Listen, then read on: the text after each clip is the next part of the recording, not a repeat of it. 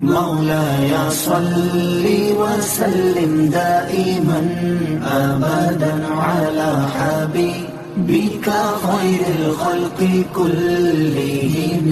قبلہ سوال یہ ہے کہ کیا جمعہ کے دو خطبوں کے درمیان ہاتھ اٹھا کر دعا مانگ سکتے ہیں؟ اس میں امام صاحب جو خطبہ پڑھتے ہیں اور مقتدی دونوں کے لیے مسئلہ الگ الگ ہے۔ امام جو ہے وہ ہاتھ اٹھا کر زبان سے دعا مانگ سکتا ہے، اس کو کوئی ممانعت نہیں ہے۔ البتہ جو مقتدی سننے کے لیے آئے ہیں ان کے لیے بہتر یہ ہے کہ وہ بغیر ہاتھ اٹھائے، بغیر زبان ہلائے دل میں دعا مانگے، یہ بہتر ہے۔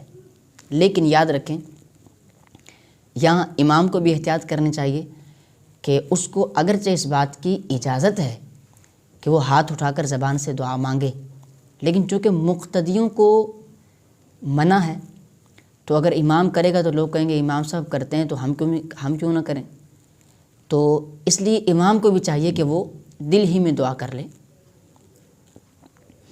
اور البتہ اگر کوئی مقتدی ہے وہ ہاتھ اٹھا کر زبان سے بھی دعا کرتا ہے تو یہ گناہ نہیں ہے، یہ بھی جائز ہے۔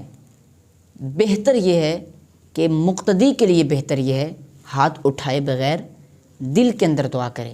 امام کے لیے مسئلہ الگ ہے کہ وہ ہاتھ اٹھا کر زبان سے دعا کر سکتا ہے، لیکن اس کو بھی بچنا چاہیے تاکہ اس کو دیکھ کر پھر عوام کو چونکہ منع ہے، لیکن یہ ممانعت بھی اس طور کی نہیں ہے کہ اس کے کرنے پر مقتدی گناہ گار کہلائیں۔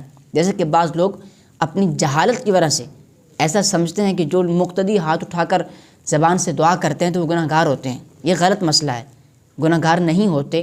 خود اعلیٰ حضرت رحمۃ اللہ تعالیٰ علیہ آپ فرماتے ہیں کہ میں دیکھتا ہوں لوگوں کو کہ وہ ہاتھ اٹھا کر زبان سے دعا کر رہے ہوتے ہیں، لیکن میں ان کو منع نہیں کرتا، چونکہ اس میں علماء کے دونوں طرح کے اقوال ہیں۔ اگرچہ زیادہ صحیح قول یہی ہے کہ مقتدی جو ہے وہ بغیر ہاتھ اٹھائے دل سے دعا کریں گے، لیکن چونکہ اقوال دونوں طرح کے ہیں تو اس اعتبار سے بچنا چاہیے مقتدیوں کو، لیکن اگر کوئی کرتا ہے تو اس کو گناہ گار بھی نہیں کہہ سکتے۔